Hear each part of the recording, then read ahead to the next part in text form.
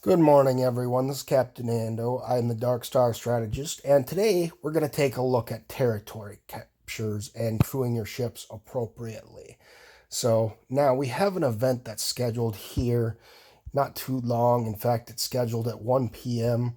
Eastern Standard Time. If you're curious about when the events happen, you can always go to the embassy itself there, and it says the next takeover is 1 hour and 25 minutes. So as of this video, I have 1 hour and 25 minutes to prepare my ships and get everything ready. I'm currently located in our system, Galita Alpha, ready for action. I can redeploy my ships as quickly as possible. Now, the first thing you want to do is prioritize which ships you're going to use in combat, first of all. Now, I have my best combat ships available set out here. So I have my Enterprise is my #1 priority ship to have as powerful as possible.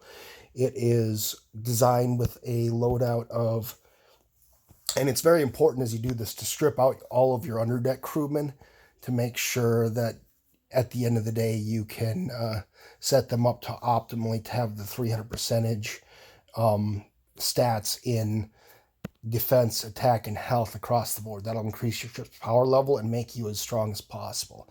The next thing you want to do is look at your crew loadout. Now, this is designed to kill other enterprises. So I have TOS Kirk, Uhura, and Marcus. Now, the only character that requires anything in addition stat-wise beyond 300% is Marcus. His ability, Shady Methods, does 800% of the defense of the crew on the ship. So what will happen with the Enterprise is I want to make sure that beyond the 300 percentage, I stack only defense. Now, the next priority ship here is going to be my Burrell. My Burrell, I run with Kirk's Spock Kang, and Kang, this setup here is designed specifically to deal with interceptors like Saladins and D4s. So that's why I put Kang in the side. See, Kang requires attack to boost the accuracy further. Now notice I already have almost 300 percentage in all my stats just from these very high stat officers to begin with. So I don't need to do a lot of work on the Burrell to get it up to that 300 percentage. Now, my next priority ship is my D4. It is currently tier 6. It is my second strongest epic ship, and I am loading it out with an Auger killer crew. It's got Yuki, Gorkin, and Khan.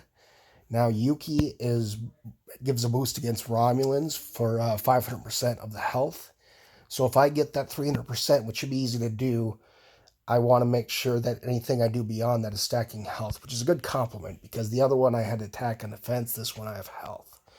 Now, my fourth priority ship, which is more of a general purpose ship, it's T5 Auger. I'm going ahead and having a very generic Auger crew, which I run Kumak, Nero, and Tyler. Now, the nice thing about this particular lineup is none of these officers require any additional stats other than Tyler. So if I happen to have any extra crew here, I would base it on attack.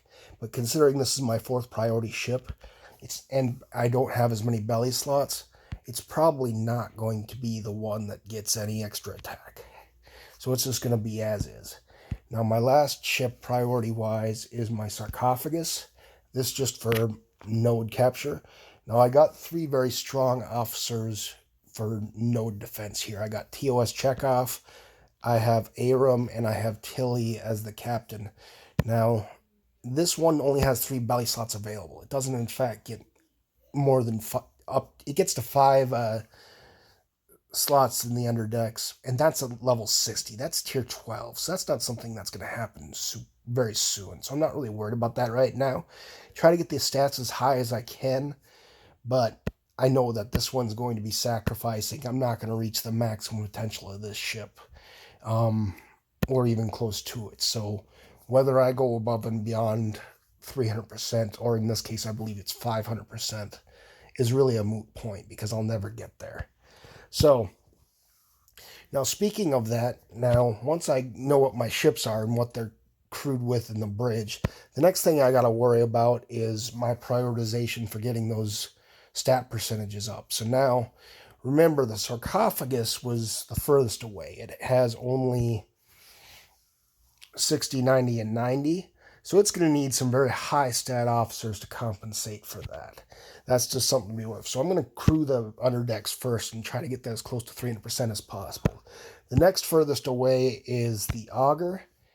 It has 180, 240, and 270, and only 3 belly slots to fill.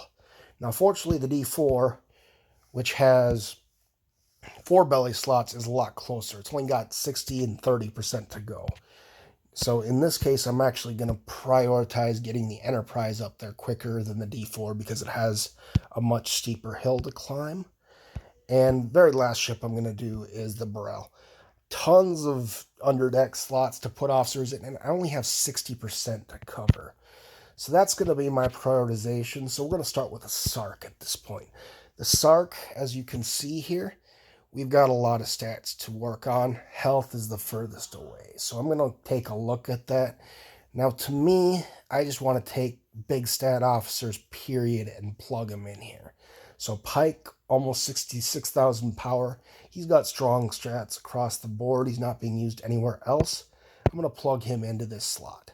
And you can see that brought us up to 240, 210, and 210. Going to throw in Chang as well. And that gives us an extra 270% in attack. And we're going to just see what Azabur does for us. And that gives us 270, 270, 240.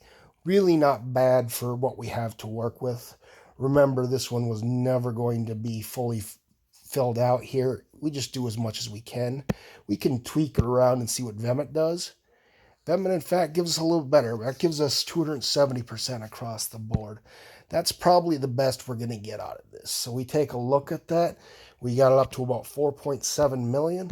If I take it out of dock, we're looking at about 4.3. Not too bad for the sarcophagus at its current tier. So we did a pretty good job crewing that. So the next prioritization was the Auger. It's got the most far to climb with the fewest belly slots. So now we got fewer officers to work with, but we're going to kind of tackle it the same way. We're going to look at defense and how to improve that. So we take a look at that. So we got Merrick as the next available officer, as is Azabur. Azabur has higher stats overall. I'm going to favor her and see what that does to my stats overall as the first one. Okay, we still got a bit to climb in the defense category. I'm going to go ahead and plug in Merrick because she's also very high stats. That gets us up to 300%. We can see what Bones does for us. Does he get there? He doesn't quite finish the job. So we'll take a look at T'Pring. Does she do it? Not quite. I doubt 5 of 10 is going to cover that gap. No, we can try Mitchell. Marcus. Not quite. Moreau. Moreau did the job. So we got 300%, all the stats. Even though Tyler can do a little extra with attack, I'm not going to worry about getting the attack any higher because I just don't have the officers available at this point, and I still got other ships to crew. So the next one was the next farthest away was the Enterprise. I've got a little bit more to climb, but I got a lot more belly slots to do it with. So first I'm just going to take a look at the stat percentages and try to cover the gap a little bit. Okay, we got health is one of the big ones there. I'm going to go ahead and just throw in Kurla and Bones and see what that does to my stats overall. That brings us pretty close. Now we got a bit of a deficit in attack. Okay, we're looking at attack, and I see Otto's got some good attack, as does 1 of 10. I'm going to throw in Otto, see what he does. Okay, we're still a little bit of a deficit there. So we put in 1 of 10, and that brings us up to 300%. We're not done with the Enterprise. We got 3 crew slots left, but we also have 2 more ships to finish crewing. So we'll go ahead with the D4 next. D4, biggest deficit's defense. So we're going to prioritize defense in our lineup. We'll put T'Pring in there first. That brings us up to 270%. Getting very close now. See what Mitchell does for us. He's got a little bit higher percentage. Got us up to 300%. Easy days. So now we got 300% on 4. Well, we got 300% on 3 of our ships. The sarcophagus is as high as it goes. Now we can focus on the Burrell.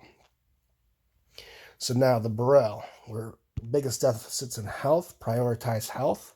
And really, at this point, we only need to worry about health. So we're going to go ahead and put a Charbonnet in there first, because I don't have to worry about boosting the other 3 stats. Boom, we're done. So now we get 300% on 4 of the ships, and the sarcophagus as high as I'm going to get it. Next, I'm going to prioritize getting the abilities of these specific officers max. Remember, with Marcus's ability is totally defense-based. So 800% of the defense of the crew of the ship, it goes into shield penetration. That will make this work very well against enterprises. So now I want to make sure that, since this is my highest priority ship, I want to get the highest defense values going in to those 3 belly slots. So go ahead and put Jokin, Carroll, and Keenzer. That brings us up to around 17,000 defense. That's pretty good. That will make the Enterprise as high damage as possible against other Enterprises. Now, the next one with a deficit is the Burrell. I like to put prioritization on this one over the D4. The D4 is valuable for Augers too, but I'm going to go ahead and focus on this one because I see a lot more Saladins out there, and I've got a lot of room here.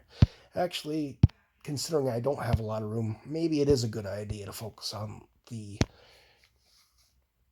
D4 first, because I can get those I can get those health percentages up in big chunks with this, and then I'll focus on the Burrell. So we'll go ahead and put Ston and I think Livis. Get those 2 in there. We got the health up to around 17,000.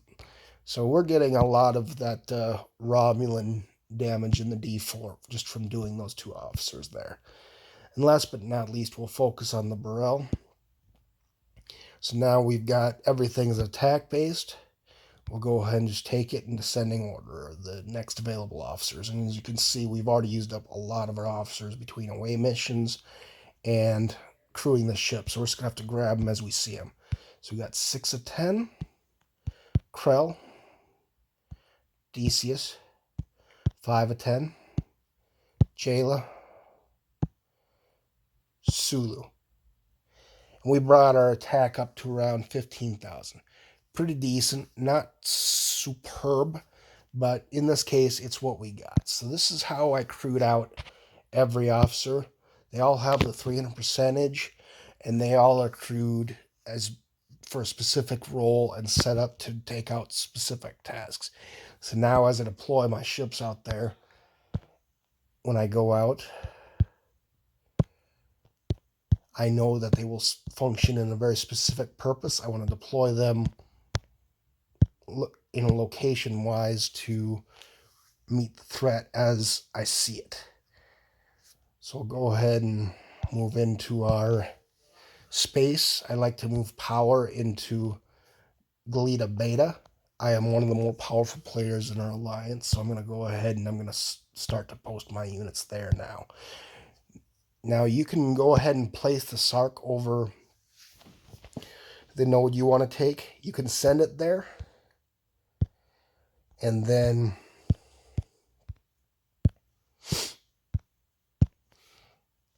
you want to move it off the node a little bit, because what will happen is at the very beginning, the reset timer starts when you reset the node. So go ahead and move your Sark over the node, or if you're using other ships, whatever ship you're using,